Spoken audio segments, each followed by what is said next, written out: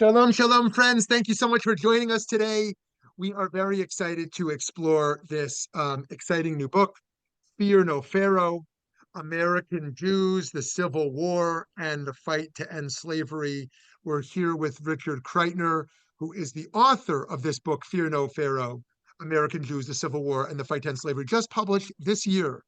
And I know Pesach is over, but we are always thinking about Paro.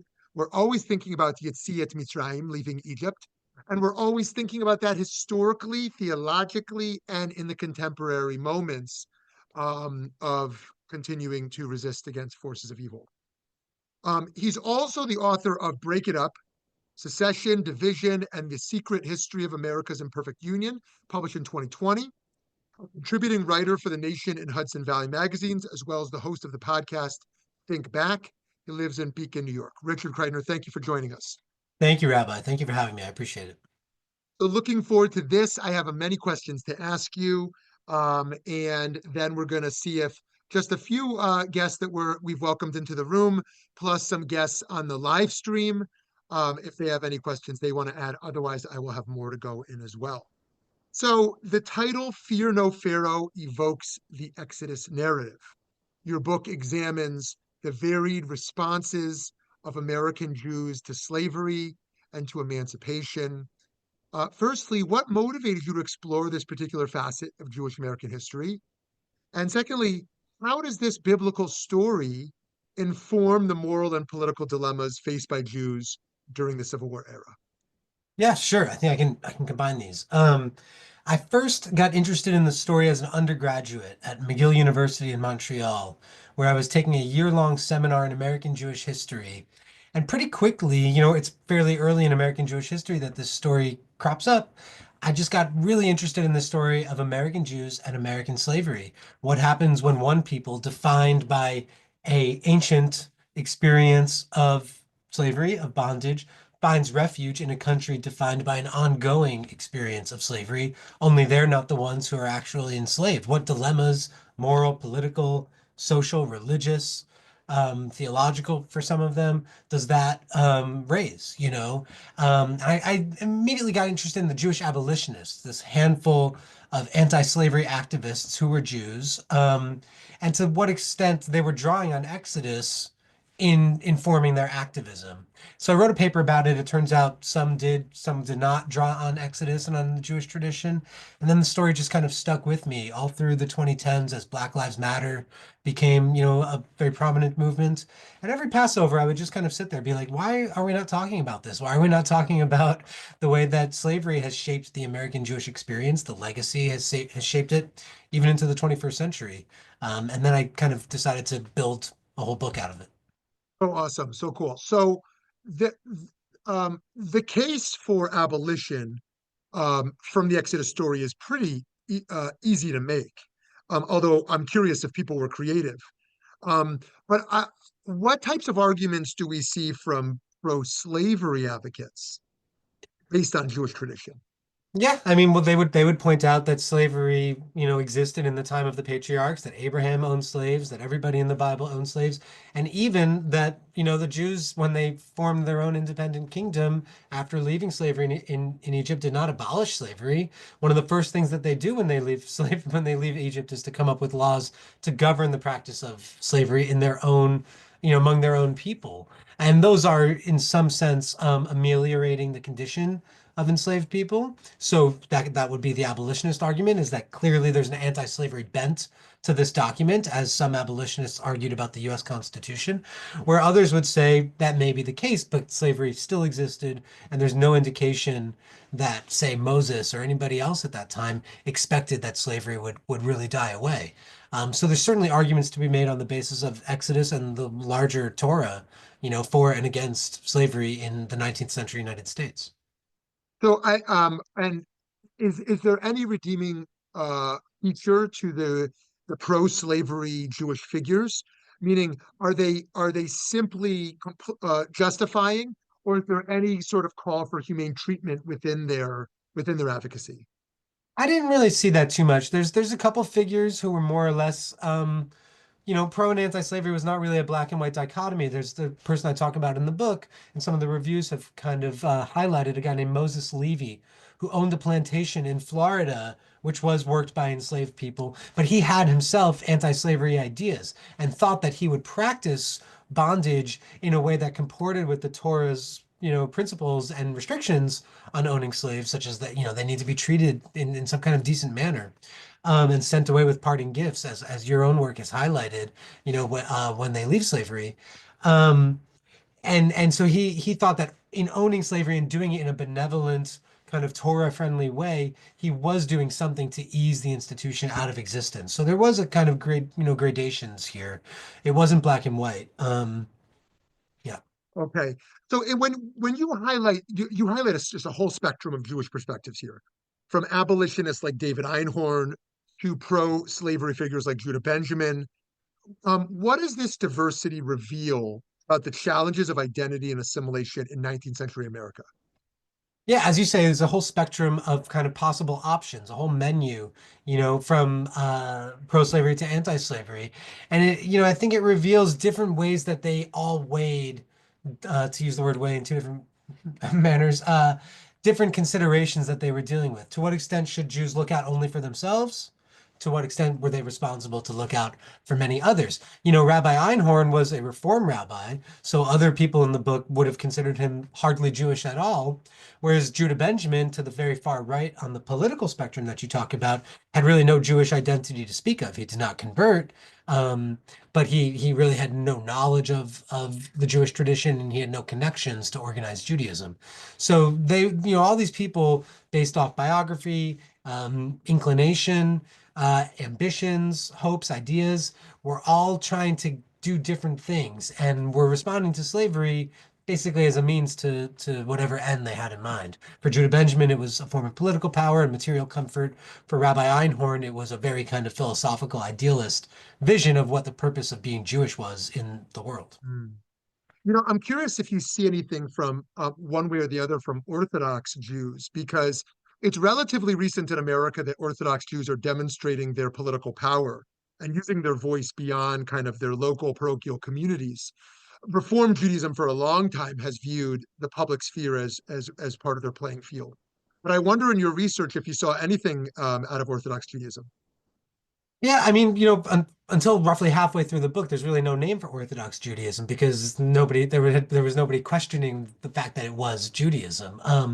Part of this emergence, this story, is part of the emergence of this debate about to what extent should Jews enter politics as Jews, or should they simply do so as Americans? And also, kind of in parallel, to what extent should rabbis be speaking about politics from the pulpit?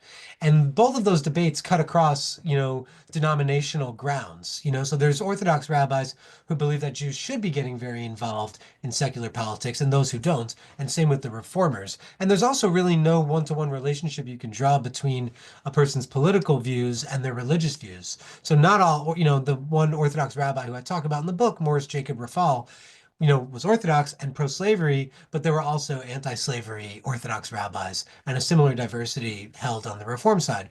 David Einhorn had a very close associate in Charleston, South Carolina, who was very pro-slavery, even though they agreed on, theological and religious grounds about the Reform movement. So correct me if I'm wrong, but if I were to make any generalization as to what would make one most likely to be abolitionist or pro-slavery, the most likely characteristic would be whether they live in the North or South. Is that a fair assumption? I think that's absolutely right. I mean, especially in the South, you're very unlikely to move there if you're coming from Europe with very, with a real antipathy to slavery, as many immigrants did. And many Jews and non-Jews said, we don't want to go to the South because if we're there, we're going to have to deal with this institution. We're going to have to economically compete with this institution. We're not that interested. So if you did end up in the South, you were probably predisposed to already not have a major problem with the institution. And then once you get there, even if you do have any qualms, you're unlikely to speak out because you're very quickly going to realize that would put your life in serious jeopardy. In the book, I'm interested in the exceptions largely to those rules. Who in the South did speak out against slavery, who in the North did defend slavery, just because I'm interested in exceptions to the rule.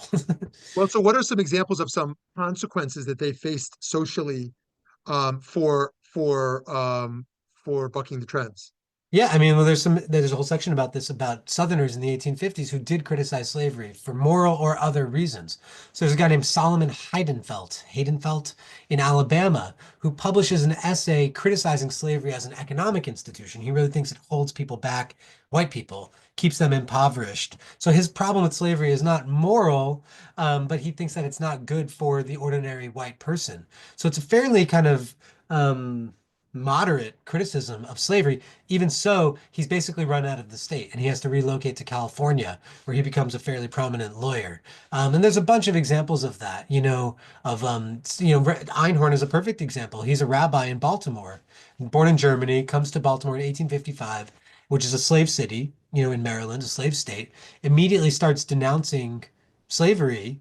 In 1855 in Baltimore, a fairly dangerous thing to do. Indeed, at the very beginning of the Civil War, he's run out of town by a pro-slavery mob that seems to be intent on lynching him because of these criticisms. And he flees to Philadelphia, and his congregation sends him a letter. Hey, we'd like you to come back. Once things have cooled in Baltimore, we'd like you to come back, but you have to be quiet on the exciting questions of the day, slavery. And he refuses. There's no way I'm going back. So people paid, major consequences. And then after the war, even after slavery is abolished, when Jews speak out, against the, reinstitution of racial oppression and the violence of the Klan and the seizure of state governments by white mobs and whatnot, some Jews get lynched in the 1870s and the 1880s for speaking out.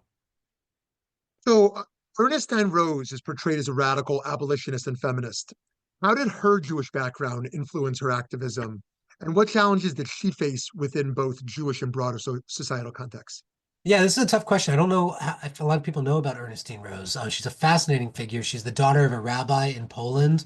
She flees, it seems, a arranged marriage that was not to her liking, finds herself in England, becomes a socialist, a real women's rights advocate, and ends up in New York in 1836, where she immediately starts campaigning against women's subjugation, against slavery, against economic inequality, for socialism.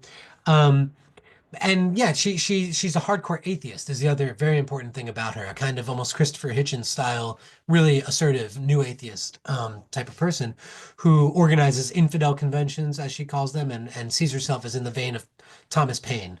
Um, in any case, I think this is a whole rich argument that could be made about to what extent she's shaped by Judaism. I think there's a real argument to be made that she is shaped by it, that it kind of defines her opposition to organized religion. She feels that her father and the arranged marriage he tried to um, subjugate her with, I guess would be her words, was really kind of bad. And she opposes religion, I think, for that kind of reason.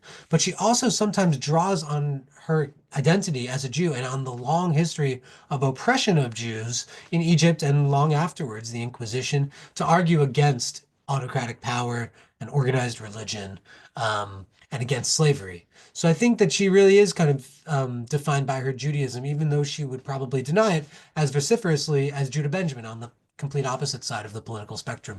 And there's this moment that I highlight in the book during the Civil War itself, where there's this real outburst of anti-Semitism in both the North and the South, where she actually does come to the defense of Jews and identifies herself as a Jew and really seems to actually know quite a bit about Jews and how, the reform movement and the way Jews live. And she lived in the Jewish neighborhood of Manhattan. I think there's a lot more to that story than she left behind in her records, which I believe she mostly burned before the end of her life.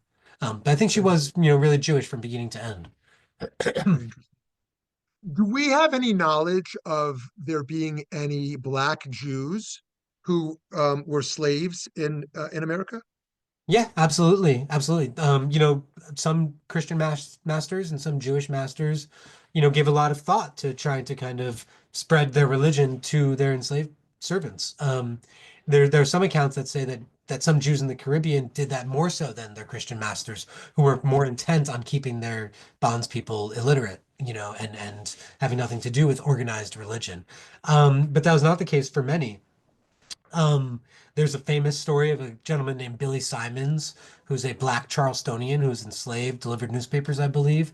And there's a letter from this rabbi who I just mentioned before, the pro-slavery reform rabbi who was a friend of David Einhorn, though they disagreed on slavery, in which he's writing back, the rabbi's writing back to his friends in Germany, saying that this guy, this enslaved man, Billy, is one of the most devout members of our congregation, and his only concern is will he be allowed to be buried in our Jewish cemetery after he dies? And historians have looked at this. It's not really clear what happened, but there's a distinct possibility that he was in fact buried in the Beth Elohim cemetery in the graveyard, and was accepted in death by the congregation as a Jewish man. There's other examples where that was denied to people. But yeah, there certainly were. There certainly were. And even where they weren't actually Jewish, I write a lot about how enslaved African Americans in the 19th century drew on the Jewish tradition and on the story of Exodus. And obviously, we know this from, slave spirituals and all kinds of documents that they really saw themselves actually as the modern enslaved Hebrews and saw the entire Civil War experience as a kind of biblical experience. So, very interesting. So fast forwarding to the civil rights movement, we many have um, shown that American Jewish influence on the civil rights movement may have been morally altruistic, but it may also have been tied up with American Jewish acceptance at the time as well. And I wonder if we have any evidence that um, American Jewish voices during the time of slavery was also like to what degree it was tied up with American Jewish political and social acceptance as well, and to what extent the uses of those voices were either advanced or set back American Jewish acceptance. I mean, Jews weren't as disenfranchised as slaves, of course, but they also were not, first-class citizens. So, do we know anything about that? Yeah, I mean, this anxiety about acceptance, as you put it, was a huge, problem, was one of these factors that different characters in the book are debating how much to weigh it. David Einhorn thought it was important, thought the United States was really like almost a messianic land that was welcoming to Jews and that Jews should do everything they could to maintain their security here, maintain it as a home, but not as important as pushing back on the evil that was slavery. Somebody else, like Rabbi Isaac Mayer Wise, one of the great founders of the American Reform movement, um, thought that the pressures of acceptance, the imperatives of securing a home in the United States, being accepted as white, which was a huge, part of this story, was more important than speaking out against slavery, which he did recognize was a moral, crime and spoke of it as such, but didn't want Jews out there as Jews advocating for anti-slavery, not least because he saw the abolitionist movement as being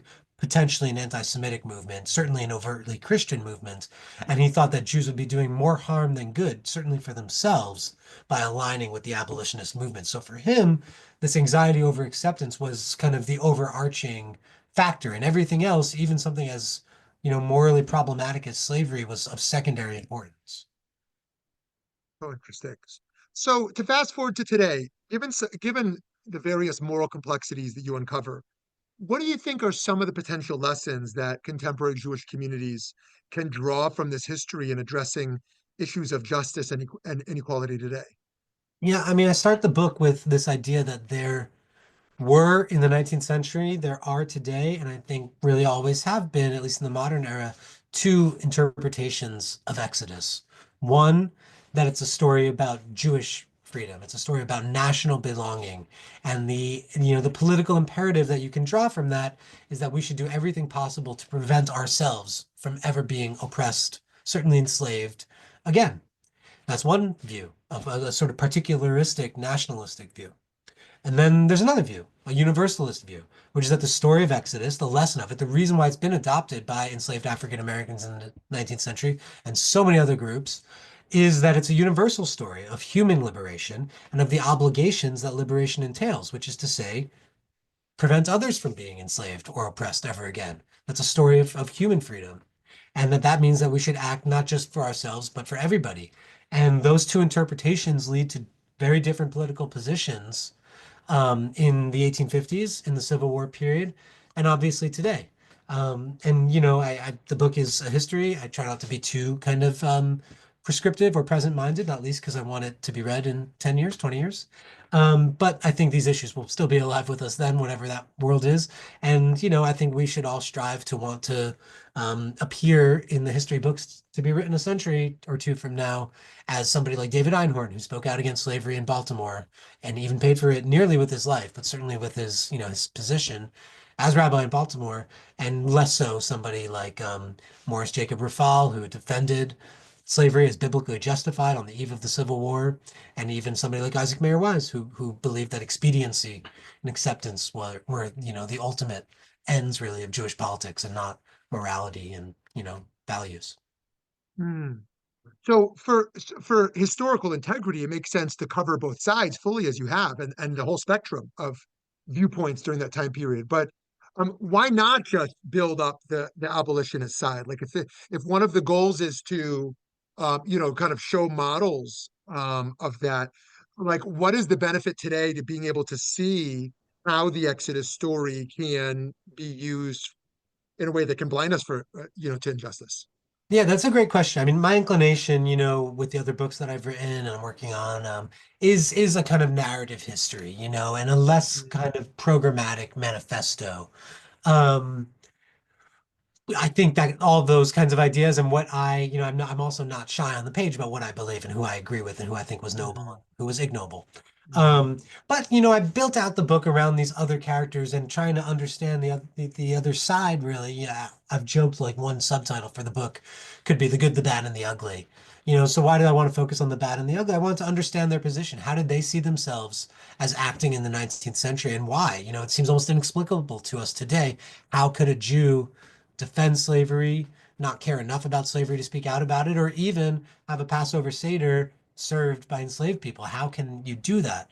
Um, I'm interested in that. Even if I don't want to spend time with them, even if I don't admire their choices, I'm always telling my kids that because I talk to them about the Civil War all the time. Like, yeah, it seems inexplicable, but like we're driving around, we drive a car, we know it's polluting the earth. Like, we shouldn't be too condescending about how easy it is to do the right thing. Right. Very nice. Okay, let me pause to see if anyone here has any questions that they want to throw out um, here in the Zoom, and I know my colleague is checking on the live stream as well.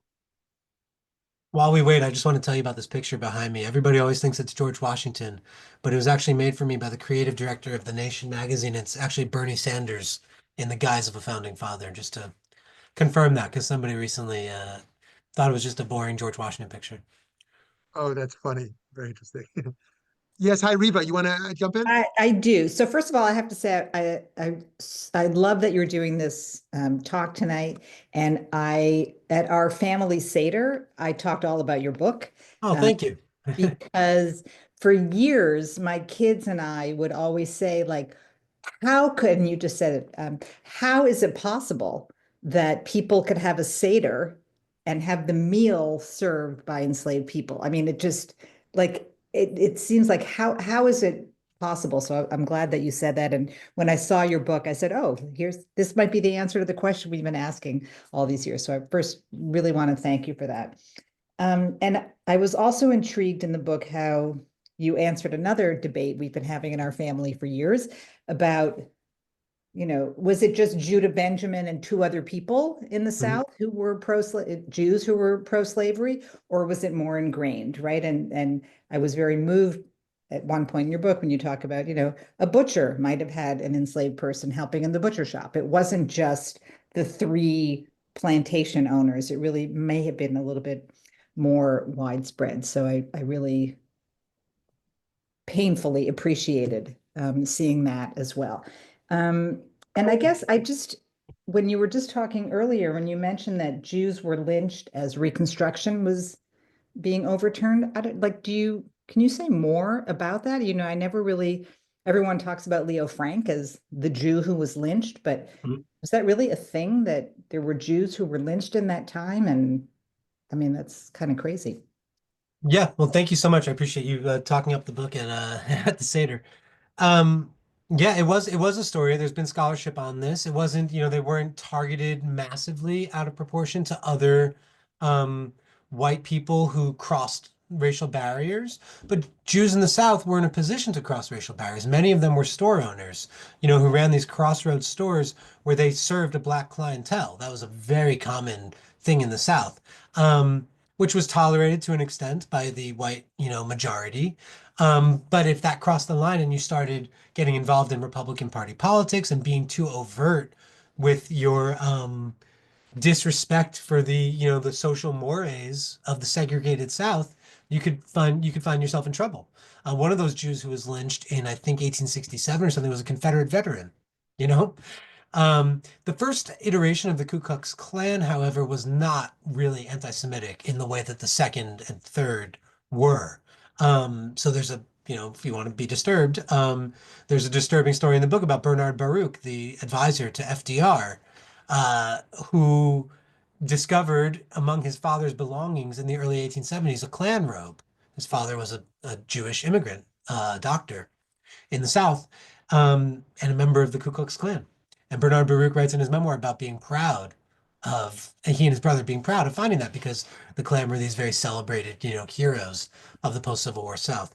So it went very much both ways. The one last little data point I'll mention is that there is this phenomenon in the South, in like Mississippi, I think, maybe Alabama, in the 1890s called white capping, which was named after the then defunct Klan hoods. And they did specifically target Jews. These Jewish store owners in the South did very well financially in the period after the Civil War, um, because they would give out credit to their stores in exchange for the rights to crops that had not yet been planted in the ground, and that's the way that farmers got the money that they needed to buy seeds and tools and fertilizer and whatnot. But then if the harvest came in under expectations, the store owners would get the deeds to those farms. And so that led to a great amount of resentment of Jewish store owners and Jews generally in the South in the 1880s and the 1890s, this period of real economic deprivation and depression. And this was kind of a sub-phenomenon of the populist movement, which was itself, to some extent anti-Semitic. So there's that story. As far as the larger phenomenon of Jewish complicity with slavery and the Confederacy, it's a rich story. While I always want to kind of draw the line and just say it was no more than other white people. We were neither exceptionally morally pure nor exceptionally, guilty.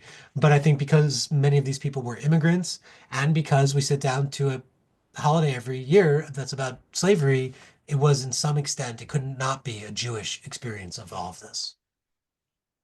So if we look at white supremacy today and Christian nationalism today, what do you think are some of the commonalities in ideology with some of the pro-slavery advocates in American history, and where do you think there's some real differences or progress, you know, if we might call it that, within that ideological camp, and do you see a continuity in American history between those movements or not?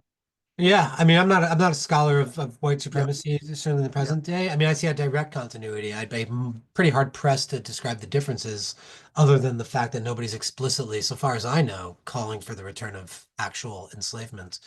Other than that, I think it's a direct line that plenty of scholars, have addressed more directly than I have, of just this idea that this country is a white man's republic. And if you're not white and you're not a man, you're not going to be an equal citizen ever. That's the ideology of Dred Scott. That's the ideology of the end of Reconstruction, the murder of Reconstruction. And you can draw a direct line to today.